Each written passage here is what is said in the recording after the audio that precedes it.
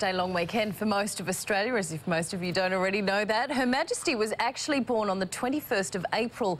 Tradition means we celebrate in June, except for Western Australia.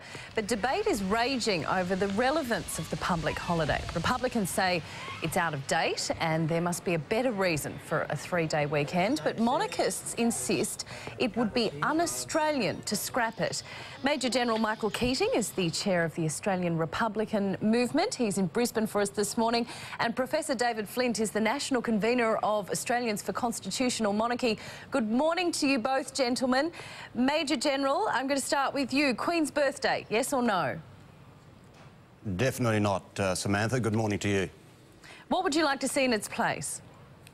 I'd like to see a day that means something to all Australians, something that really could be a national day, not something that brings to mind a regime many, many miles away and entirely irrelevant to multicultural Australia in 2009. OK, now, Professor Flint, obviously you disagree with that? The Crown is our oldest institution. We're in allegiance. The Major General has taken an oath of allegiance to the Queen, as I have. The Crown is central to our constitutional system. It's an important check and balance in that system. The Republicans lost in a landslide when they thought they would win in 1999. The Australian people have voted, and it's like the European Union politicians who say the people have to keep on voting until they get it right. It's ridiculous to be expending any more money, extracting money from schools, hospitals and so on into this folly.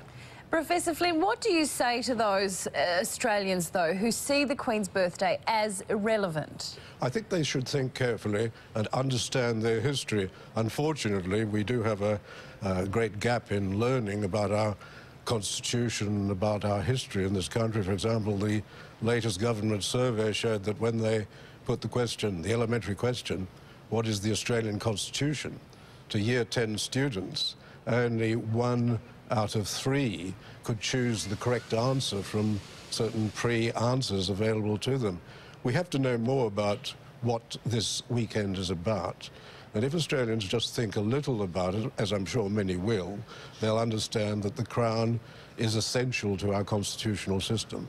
Major General, one thing is for certain, though, no one will want to lose that extra day off, that Monday off. How do you feel about that? No, I don't think anyone's talking about not having our winter long weekend, Samantha, but whilst, as Professor Flint says, the Queen or the Crown is at the apex of our constitutional arrangements, what we should really be thinking about, if we're thinking about anything today, is severing those ties with the British monarchy. Because really, in Australia, this institution represents things that are quite foreign to our values. I mean, we're an egalitarian nation. We're a nation that values all religions. We're a nation that values women equally. And yet here we have the Queen, whose birthday it isn't today, representing a position where she occupies that position because of hereditary. And it can only be occupied by a male member of the Church of England. So how foreign are those sorts of things to the values of current Australia? OK, unfortunately, we have to leave it there, but I have to let you get back to your long weekends. Major General Michael Keating, Professor David Flint, thank you very much for joining us this morning. Thank you. Thank you, Sammy. Well, the ABC remains in damage.